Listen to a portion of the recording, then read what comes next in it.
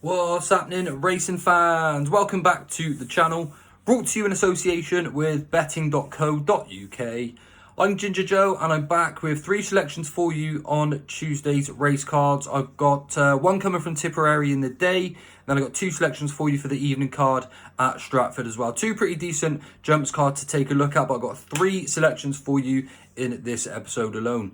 If you're new to my channel, please do hit the subscribe button. It helps me out a great deal. I do really appreciate the support. And by doing so, you get to come over and join the group chat. All you need to do is click subscribe to this video, which is completely free to do. And then come over and drop me a message on Twitter so I can send you a direct message with a link to join in on the action.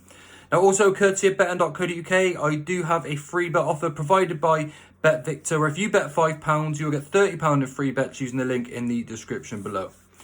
Now, before I go on to my selections today, if you do come over and join me in my group chat, I don't often put up videos for Sundays and Mondays. However, I did put up 4 selections for today's action in my group chat. We had a 4-1 winner, a 9-2 winner, and a 16-1 winner with 1 unplaced selection as well. So we're in pretty decent form at the moment. And again, just click subscribe on this video, come over and join the action. You'll have a really good time. We do loads of giveaways every single week, where we do free bet Saturday, and we also do a racehorse share giveaway with our monthly league winners as well. All sorts going on in there. Just come over and join in on all the action. You'll have a great time.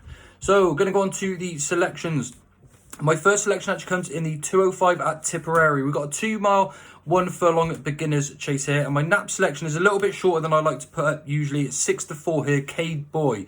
Now, I actually got these selections a few days ago, so I wasn't too sure how they'd plan out. I can't help the price, but K-Boy is 6-4 favourite to get the job done. In this beginner's chase, there are actually a few that hold decent enough credentials. Glory Descensus has a decent enough engine, but definitely one that you need to sort of be wary with in the jumping department. Only really shown moderate form so far since joining Gavin Cromwell, and I'm not too sure his jumping is going to do him many favours here, because he does need to progress a little bit on the size of the engine form anyway against these other rivals. Of course, jumping is part of the game too, but if you're looking at speed and stamina, then I think Cade Boy's the one to side with here. I think he can finally break his maiden over fences as well. He's won a few times over hurdles, but he must be really frustrating to own as a chaser at the moment. This is actually going to be his 7th start over chases, and he's still in the beginner's chase, but his form is no doubt better than anything we've got in this race. Despite not winning over fences, he has finished just 2 lengths behind Mayor's Chase winner Impervious last year, and he's also only finished 6 lengths behind Blue Lord from the Willie Mullins team. 2 really good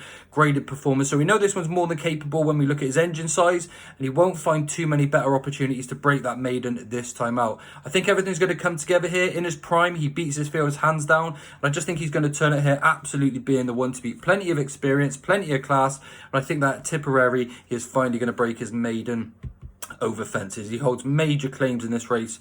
6-4, absolutely short enough. I understand that. However, it's the one I've got, and I can't help the price.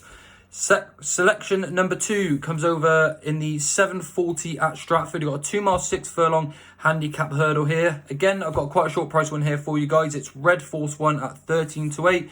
And this is a decent enough race, mind. There's some very likeable types in here, like Pink Eyed Pedro. He must be an absolute joy to own this one. He's run all over the place. He is getting on a bit now, but he's still a very stoutly type, very honest sort of horse. And he actually won really nicely last time out. Really game, in fact, to hold on from Ike Sport of Neil Mulholland. He's got a really nice turn of foot, but Pink Eyed Pedro held out really nicely that day. Even though he's a nice horse, so you can't really rely on him backing that up, and tactics may not necessarily suit him, but he's a really nice horse nonetheless. Narcy's in here, makes his British debut at Stratford for the Hanlon team, and he's probably needs a bit of respect off bottom weight. His credentials don't seem like they're too strong, but he is seemingly on an upward curve from what we've seen in Ireland, and he's probably going to be one offering a little bit more for this sort of trip. But I think the one we've got to side with here is Red Force 1 for the Philip Kirby team, seemingly himself on a real upward curve, in particular his last 2. He looks like he's crying out for this sort of 2 mile 6 furlong trip for the very first time in his latest 2 starts. Absolutely give us that evidence too. His last 2 starts have actually both been at Huntington, over 2 mile 3 and 2 mile 4 more recently. And when he won last time out, he jumped left for the majority of the way. So switching here to Stratford, that shouldn't actually be too much of a problem. But on the basis that he still jumped out to his left at Huntington, you can probably mark up that performance as a little bit better than the finishing distance.